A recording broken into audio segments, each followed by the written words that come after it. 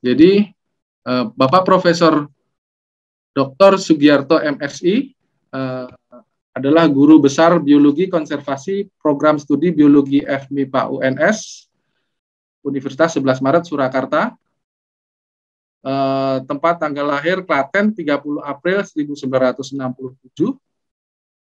Alamat kantor di biologi FMIPA UNS dan mengampu banyak mata kuliah mulai dari biodiversitas, ekologi, biokontrol, ekofisiologi, dan filsafat ilmu.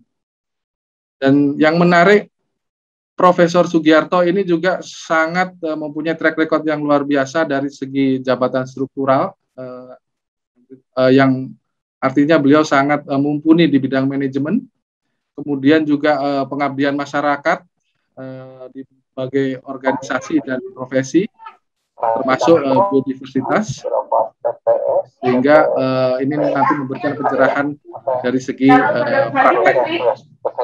Banyak publikasi yang dihasilkan oleh Profesor Sugiarto, mulai dari pemanfaatan limbah di kajian biodiversitas, kemudian studi potensi dan lain sebagainya yang terkait dengan aspek biologi pengelolaan lanskap. Mungkin tidak perlu berpanjang lebar, kita akan mulai pemaparan dari Bapak Profesor Dr. Sugiarto MSI. Baik, terima kasih. Mungkin bisa kita mulai waktunya. Baik, terima kasih Bapak atas waktunya. Dan mohon izin saya berbagi tayangan. Baik, Bapak Ibu peserta seminar, khususnya juga kepada guru-guru kami, Prof. Hadi dan Prof. Kurniatun Haria, Prof. Yaya. Mohon izin saya mendahului untuk memaparkan sekelumit dari pemikiran saya tentang agroforestry. Namun saya menyadari sebenarnya saya tidak bisa menyiapkan materi ini dengan baik, sudah grogi lebih dulu karena ternyata saya dipertemukan dengan guru saya yang luar biasa ketika saya menikmati kuliahnya Bu Yaya, itu luar biasa, dan dari track recordnya juga luar biasa. Di IKRA maupun di berbagai lembaga terkait dengan agroforestry. Maka mohon izin kalau beliau berdua nanti akan memberikan pencerahan yang sangat luar biasa terkait dengan bidang agroforestry. Mungkin saya sekedar mengantarkan saja, numpang provokasi. Saya bukan profesor, mungkin lebih bagus provokator saja. Dan juga terkait ciri khas kami, saya selalu dengan lekat dengan budaya Jawa saya. Mohon maaf, barangkali nanti justru dari yang sederhana ini mudah-mudahan ada manfaatnya untuk memotivasi kita bersama dalam bidang pengembangan agroforestry. Jadi kami mengangkat tema tentang spirit lokal, visi global dalam pengembangan agroforestry. Seperti dalam tayangan kami mencoba membawa bayangan Bapak Ibu sekalian tentang peninggalan dari para nenek moyang kita yang termasyhur.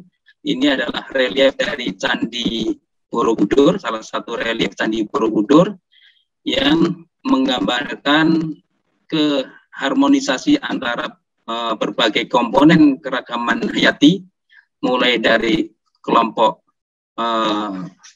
tumbuhan, kelompok hewan, maupun dari kelompok manusia.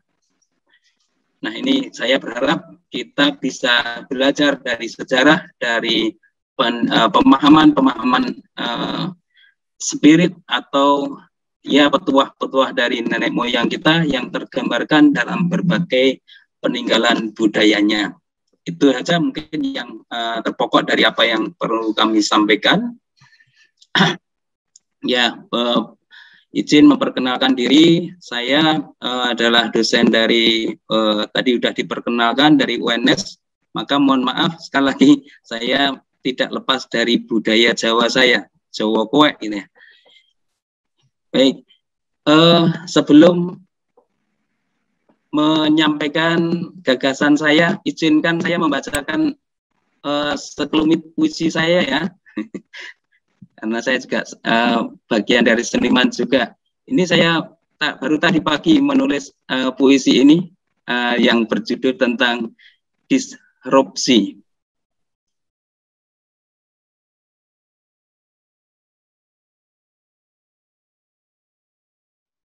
Baik, Bapak Ibu sekalian, kita awali kajian saya atau mungkin pemaparan saya. Mohon kita untuk bisa sepakat dengan definisi dari agroforestry ini. Ya, kita mengambil ya salah satunya atau yang paling populer kita ngambil dari ICRAF yang memang notabene ini adalah lembaga yang sangat kredibel dalam pengembangan agroforestry khususnya di Indonesia. Jadi kita sepakati bahwa yang dimaksud dengan agroforestry di sini merupakan satu sistem pengelolaan lahan, catatannya pengelolaan yang sifatnya sustainable, harus berkelanjutan dengan pokok yang dikelola adalah kombinasi antara kelompok pepohonan dan dikombinasikan dengan komoditas-komoditas pertanian, mungkin bisa diperluas yang dimaksud pertanian juga kelompok peternakan dan juga perikanan. Dan tujuan dari pengelolaan itu adalah untuk kesejahteraan bersama dan melibatkan masyarakat yang berkepentingan atau berdekatan dengan lahan itu sendiri. Sehingga kita juga harus menyepakati bahwa konsep ini adalah konsep jalan tengah dalam pengelolaan lahan dari kombinasi kehutanan dengan pertanian. Mudah-mudahan sepakat semua ya, kita menggunakan rujukan tentang agroforestry itu dari konsep yang disampaikan oleh ICRAF.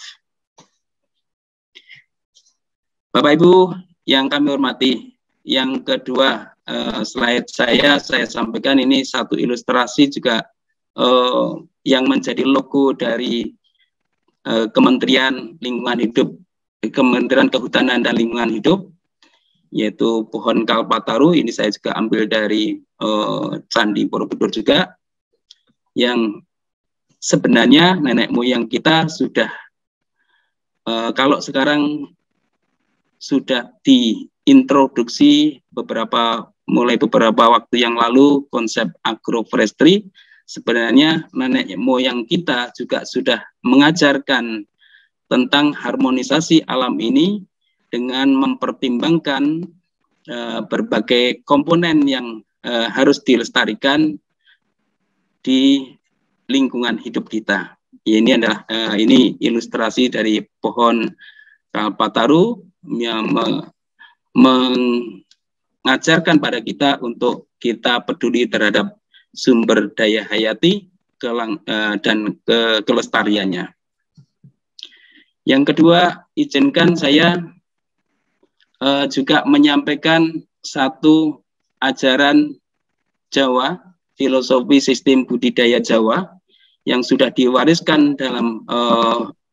oleh para nenek moyang kita, yang dituangkan dalam satu tembang gambuh ini ya. Mungkin kalau yang dari Jawa bisa nembang, yang maknanya kurang lebih bahwa sistem pertanian, sistem budidaya yang harus dikembangkan oleh masyarakat Jawa khususnya dan Indonesia pada umumnya itu ternyata harus mengedepankan sistem tumpang sari yang merupakan fotokopi atau implementasi dari struktur hutan campuran.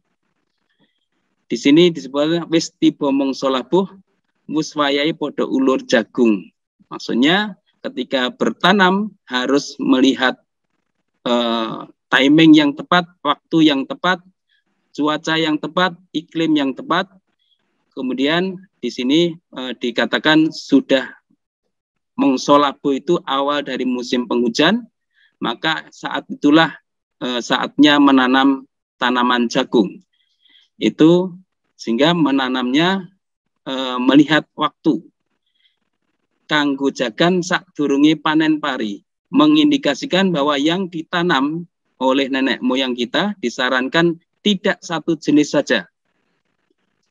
Di awal musim penghujan nanam jagung, di waktu kemudian sesudah panen jagung, tanamannya diganti dengan tanaman pari atau tanaman padi. Sumber karbohidratnya harus tidak hanya satu sumber saja. Sesuai dengan waktunya, iklimnya, maka harus diganti-ganti.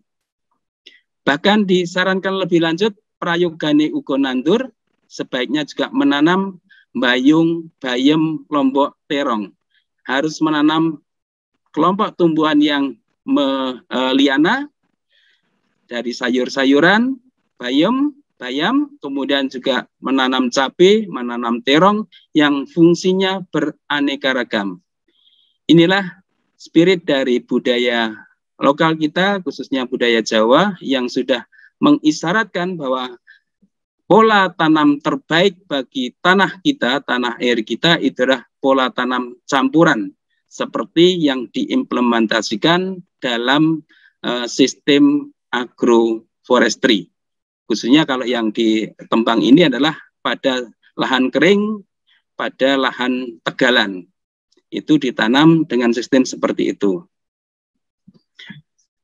Bapak Ibu, ini mohon maaf sekali lagi saya mencoba menyampaikan ya pengingat dari para leluhur kita sudah meninggalkan konsep yang sangat bagus. Tinggal kita bagaimana menerjemahkan dari konsep-konsep itu di masa yang akan datang. Nah, untuk agroforestry sendiri juga kita pahami itu adalah budaya bercocok tanam asli Indonesia. Kita sudah mengenal adanya pekarangan atau home garden. Dan ini sangat luas, khususnya di Jawa, baik Jawa Tengah, Jawa Timur, Jawa Barat, itu kita bisa pahami.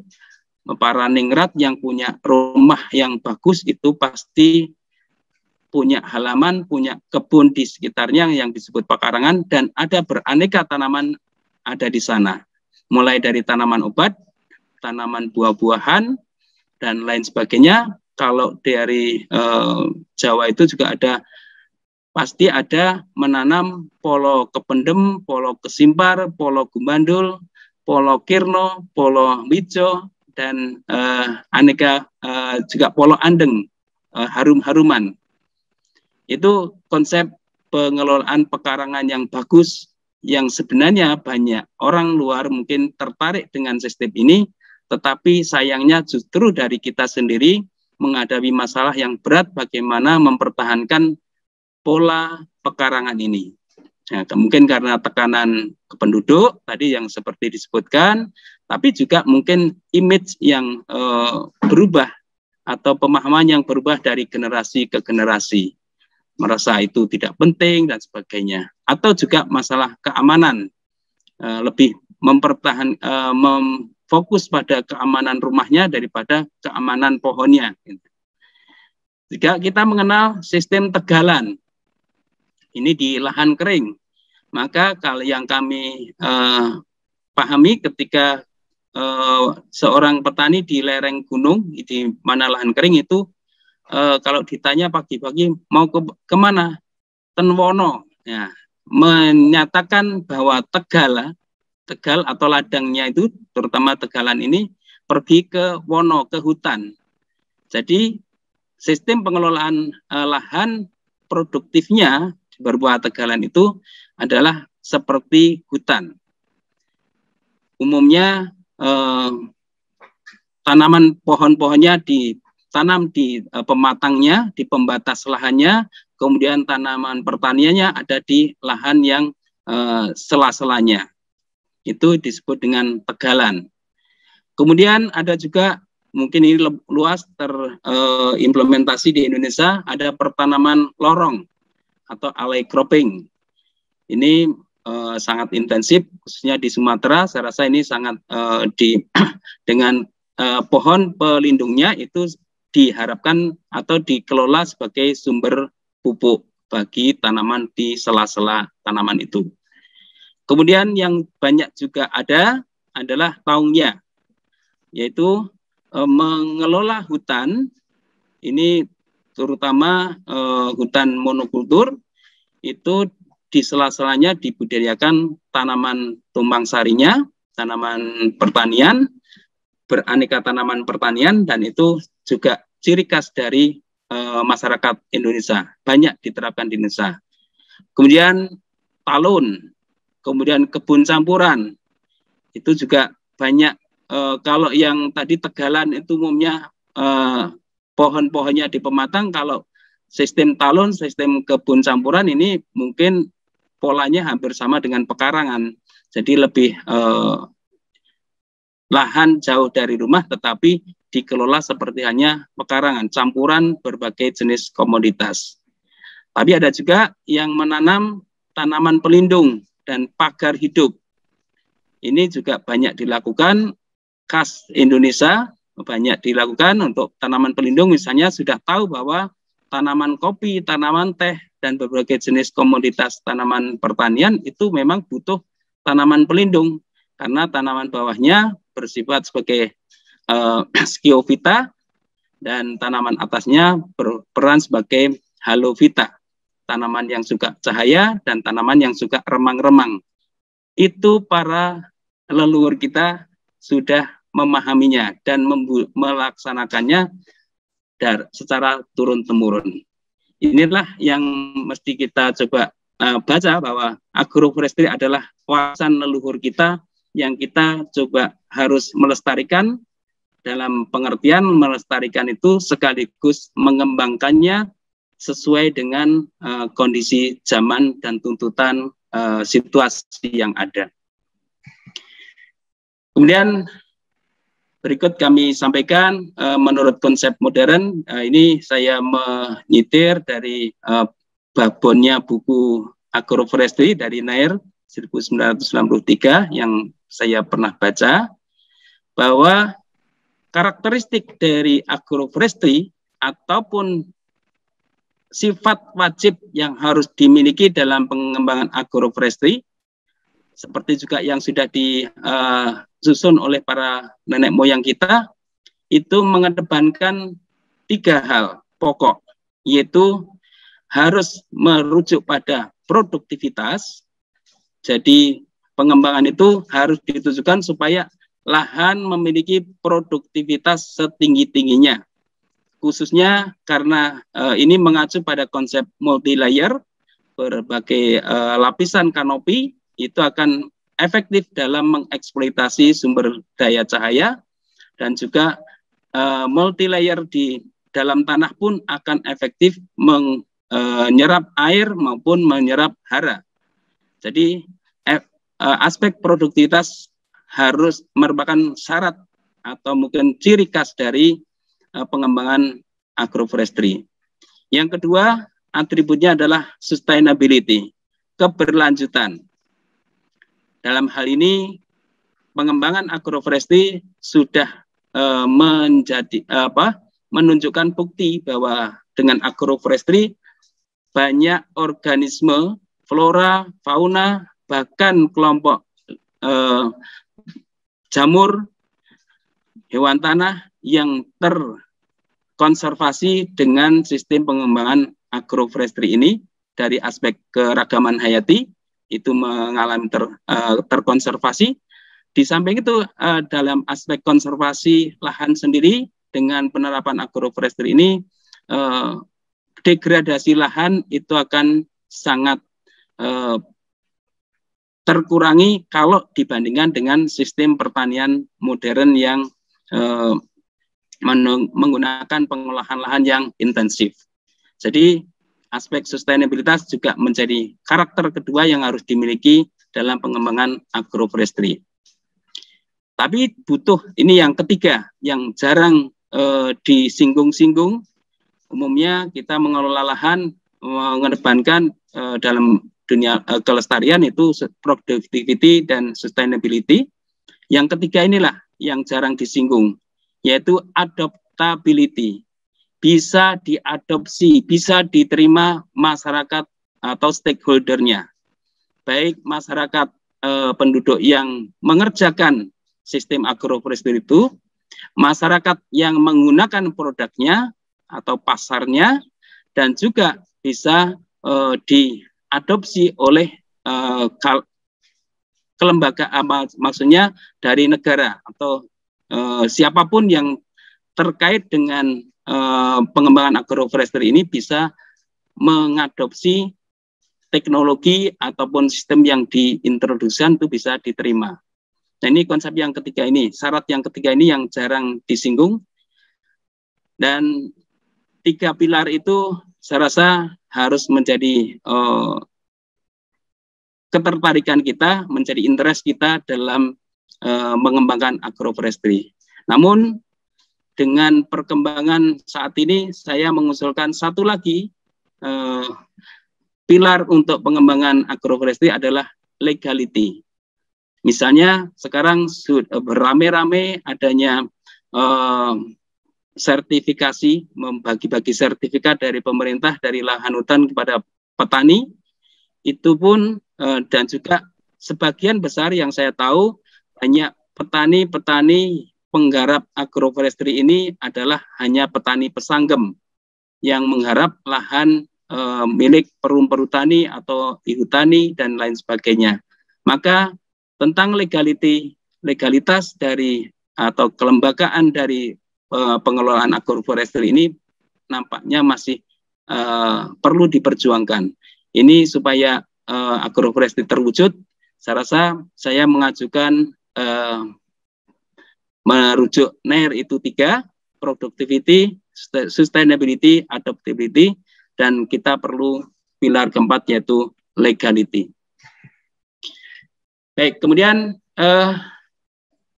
sesuai dengan tema yang disuguhkan hari ini, kita berbicara tentang sistem pertanian berkelanjutan.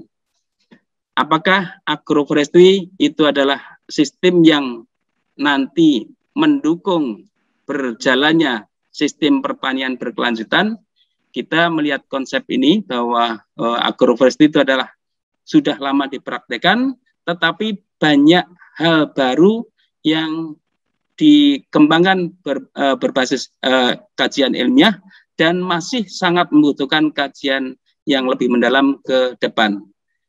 Intinya bahwa kalau saya sepakat bahwa sistem agroforestry adalah sistem yang paling memungkinkan kita mendukung sistem produksi pangan dan sebagainya untuk mendukung pertanian secara berkelanjutan.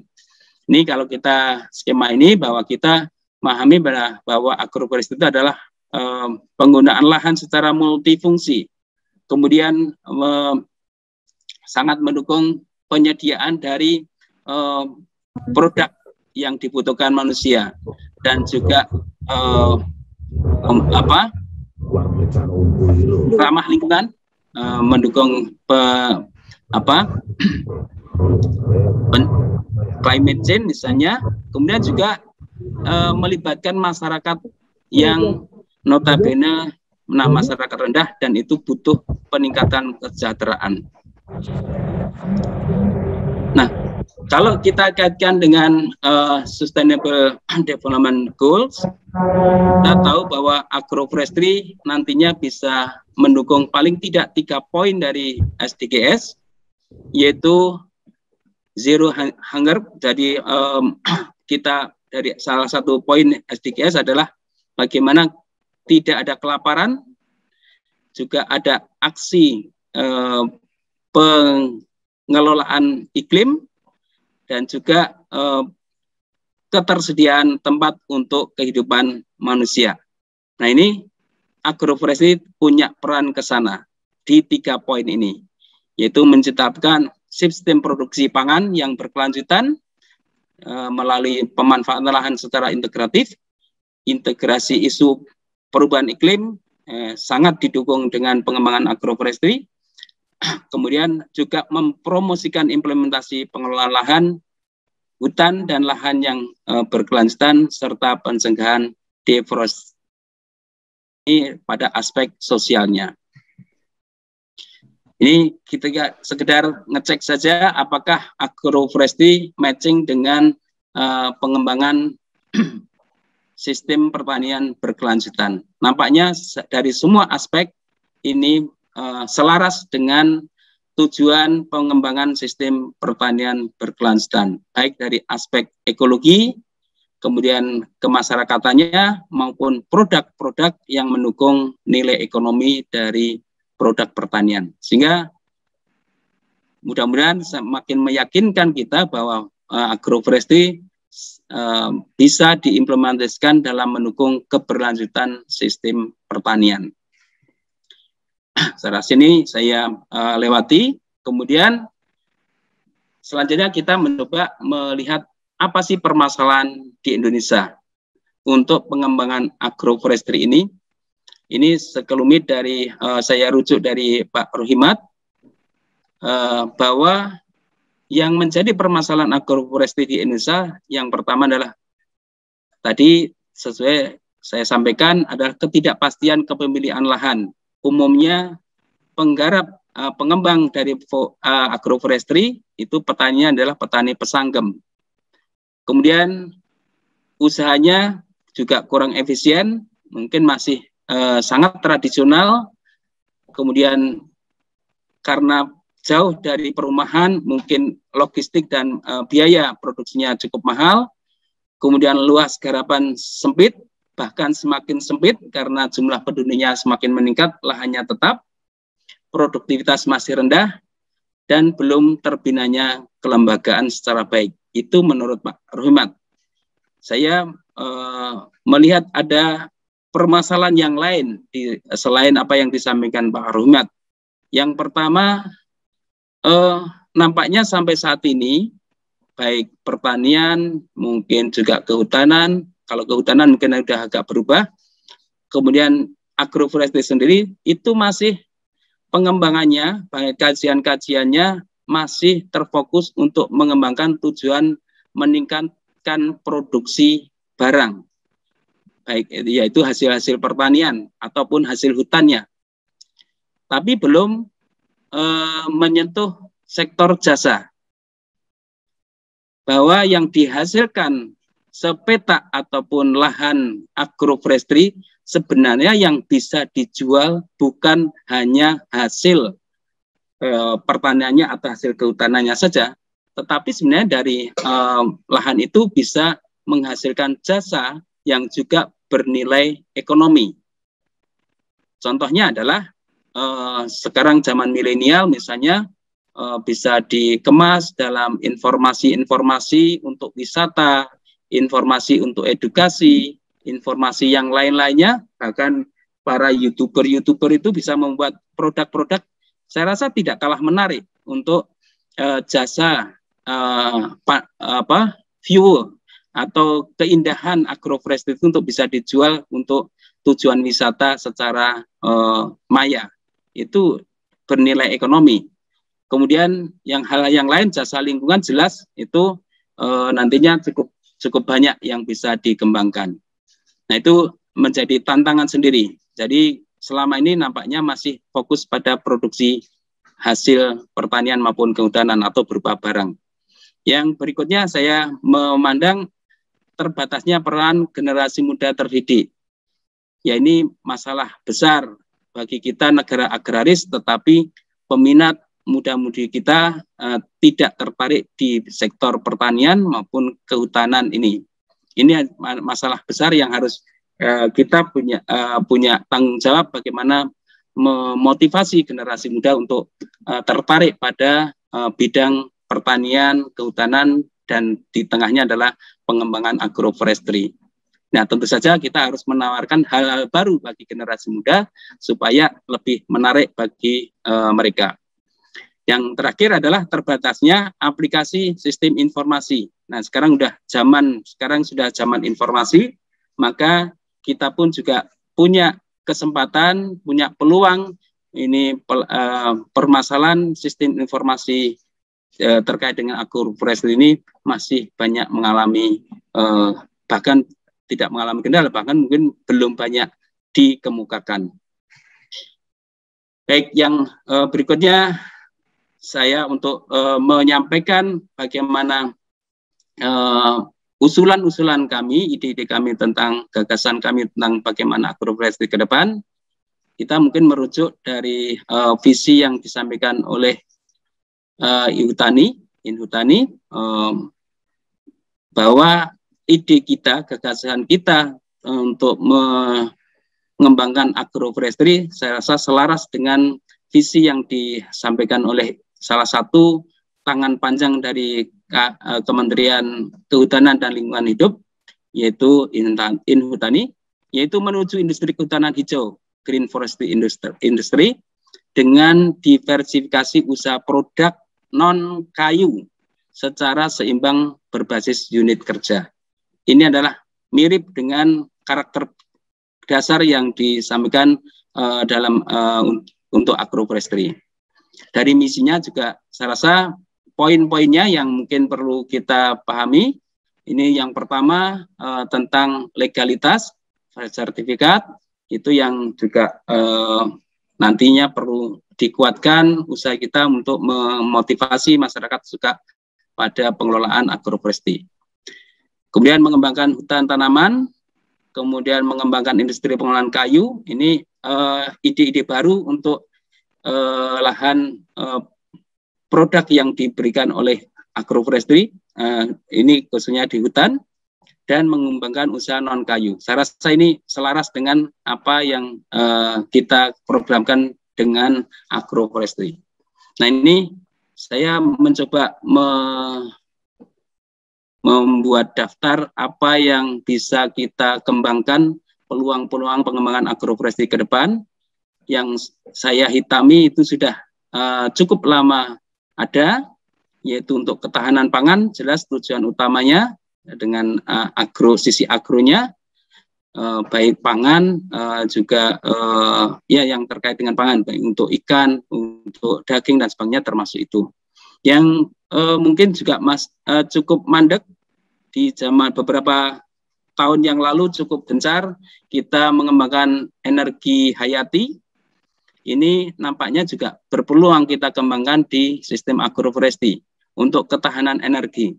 Kita bangkitkan lagi bagaimana agroenergi ini bisa dikembangkan melalui sistem agroforestry.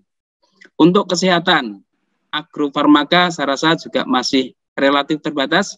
Potensi sumber obat dari sistem agroforestry tidak hanya material, misalnya menanam tanaman obat, kemudian mengeksploitasi jamur-jamur yang ada, yang menjadi sumber pengobatan, tapi juga pernah terlontar beberapa waktu yang lalu bagaimana kita memanfaatkan lahan agroforestry yang notabene masih cukup penghasil oksigen ini. Beberapa waktu yang lalu dengan pandemi ini banyak yang kelabakan kekurangan oksigen. Sebenarnya ini bisa sebagai sarana healing, pengobatan berwisata di sistem agroforestry untuk mendapatkan oksigen yang banyak dan meningkatkan imunitas. Nah, ini kalau dikelola saya rasa cukup berpotensi. Kemudian untuk ketahanan sosial, jelas ini mengurangi tekanan masyarakat pada perambahan hutan dan juga mungkin ke hal-hal yang negatif, kriminal, karena ada ketersediaan penghasilan yang mencukupi. Terus untuk yang kelestarian dan konservasi lingkungan, ini sudah cukup lama, banyak kajian ke sana. Yang saya meraih nampaknya ini juga masih sangat terbatas.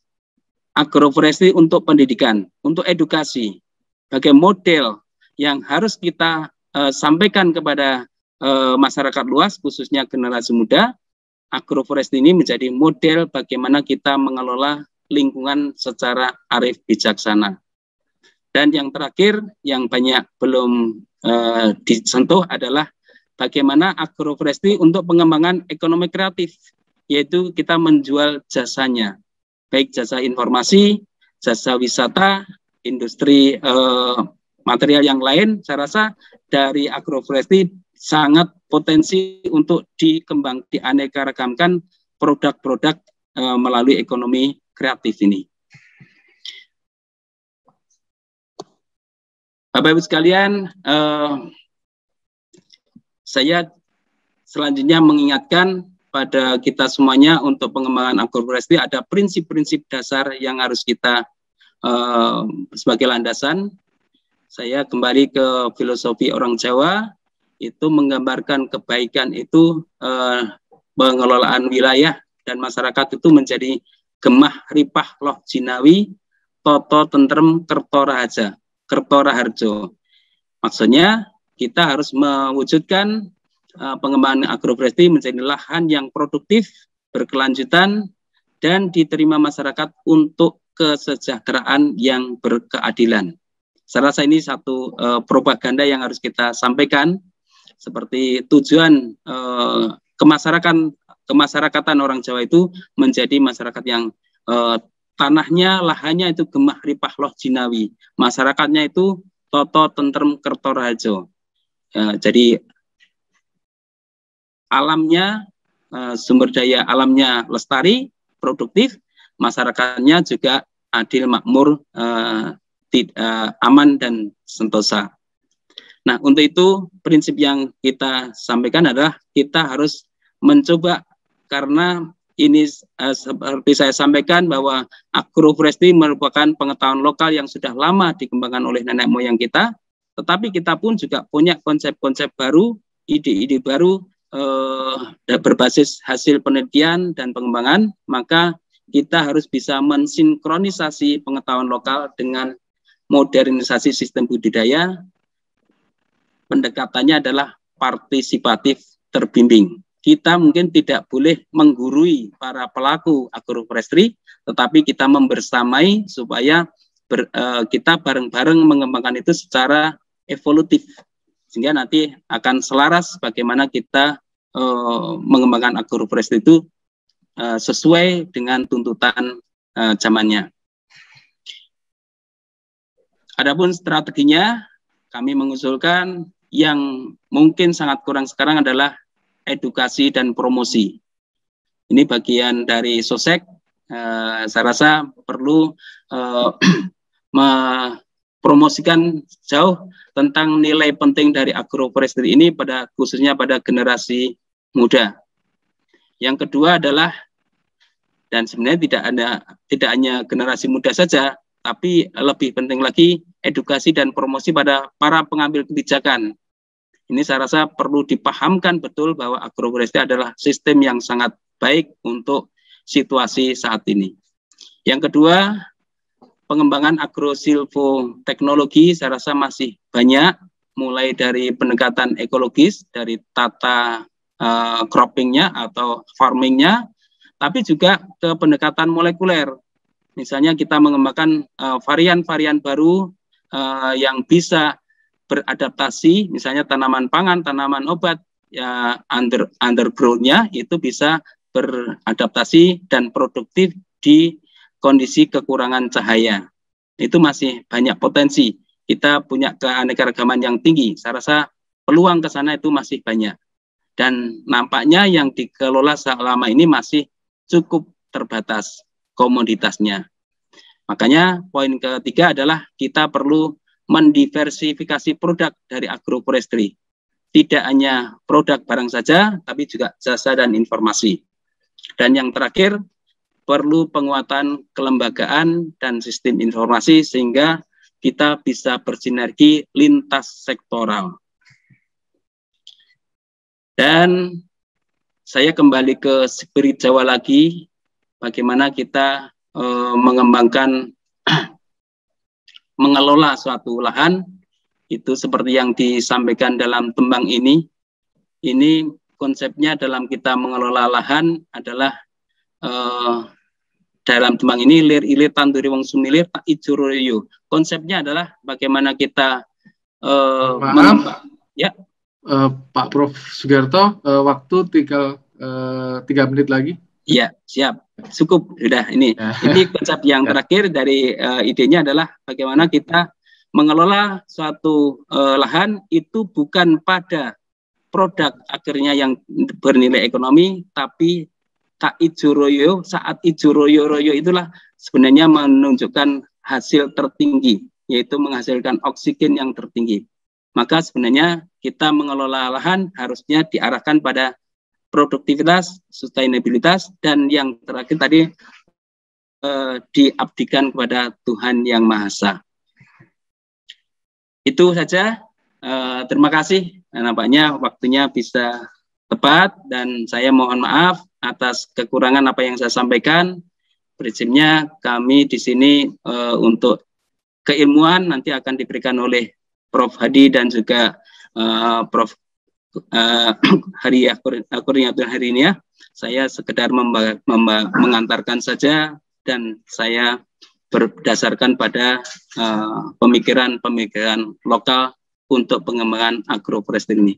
Mudah-mudahan ada manfaatnya, ada kurangnya maaf. Saya kembalikan ke moderator. Assalamualaikum warahmatullahi wabarakatuh. Waalaikumsalam warahmatullahi wabarakatuh.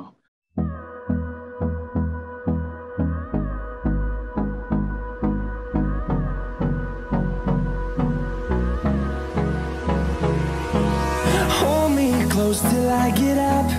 Time is barely on our side. I don't wanna waste what's left.